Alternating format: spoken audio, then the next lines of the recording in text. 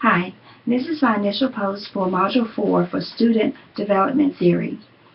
In this particular post, we had a lot of assigned readings from the Evans text, the Jones text, and we had some additional readings. For purposes of this post, I'm simply going to reflect on a piece of the Evans text, which is in Chapter 18, entitled Transgender Identity Development.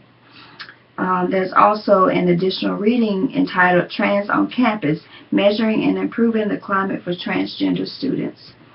So in the Evans text, according to literature, transgender students may find college a place for identity exploration or for expression of a gender identity that they had not previously named or expressed publicly. For the first time, transgender students may find a community of other trans people, and they may experiment with gender expression, trying on masculine or feminine expressions. In the DSM, transgender identity is classified as a disorder. In fact, it's classified as gender identity disorder.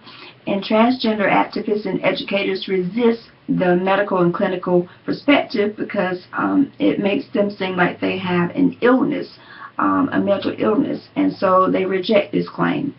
Viewing the identities of transgender college students through 6 processes that allows a multidimensional fluid model shows how identities are context-specific and influenced by reciprocal relationships with others in the context. This offers a more diverse approach than just looking at the identity as a mental illness. And so more transgender activists are in favor of the more current models of theory. A lot of research on transgender students suggests that, well, there haven't been a lot of studies, and the literature indicates that very often on campus, even though they like the environment and that they are able to commune with other trans, they are often encountered with institutional and personal discrimination. And so because of individual and institutional discrimination, many transgender students have an overall negative college experience. Administrators and students' affairs can make a difference in the lives of these students, but in order to do so, they have to reconsider a lot of their assumptions about gender and structure of higher education. Improving the campus climate for transgender students requires nothing less than changing the climates, and this is in the additional readings on Trans on Campus.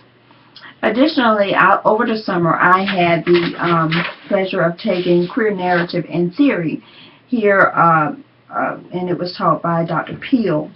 And it was an interesting, very interesting class, for it exposed me to a lot of ideals and personalities that I was not familiar with before.